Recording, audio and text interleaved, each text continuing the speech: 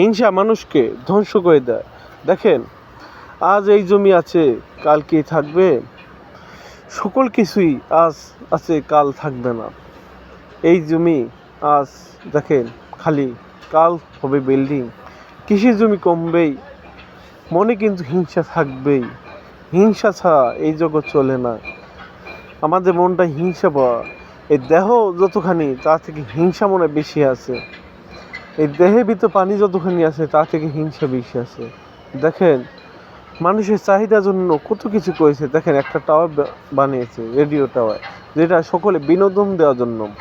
কিন্তু আমরা কি সেই বিনোদন পাচ্ছি না, কারণ আমাদের মনে হিংসা।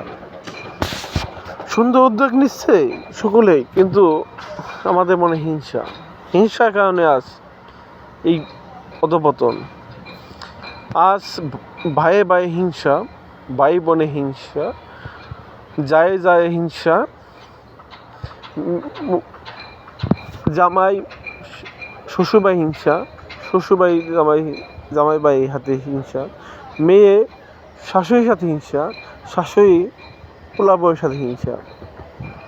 দেখেন, এইভাবে হিংসায় পতিত হয়ে আজ সবাই আলাদা আলাদা বাড়ি করছে। কিন্তু হিংসা যদি না থাকতো, সবাই যদি একত্র বাড়ি করতো, তাহলে দেখেন একটা বিল্ডিং করে অনেকেই থাকতে পারে। আর আলাদা আলাদা বাড়ি করলেও কিন্তু থাকা যায়। কিন্তু এই কৃষি জমি কিন্তু লস হয়ে যাচ্ছে, কারণ কৃষি জমি আর থাকছে না। এভাবে কত কি হচ্ছে। দেখেন, কৃষি জমি দিন দিন শেষ হয়ে যাচ্ছে। দেখেন,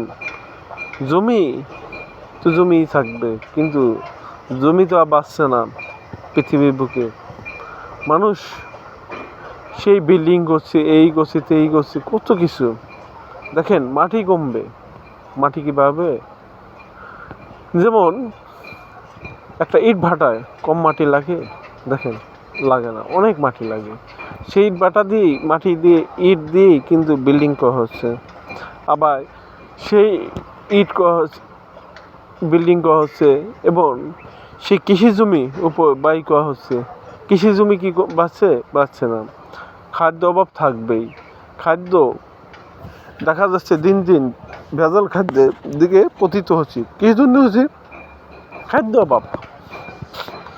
যদি খাদ্যই না থাকে, নকল তো হবেই। যদি অরিজিনাল খাদ্য যদি ভরপুর থাকতো, এই নকল খাবার কি আসতে পারতো? আপনিই বলেন। কিন্তু আজ নকলের খাবার ভরপুর সারা বাজার। দেখেন, কী চাই আপনি? সকল কিছুতেই নকল।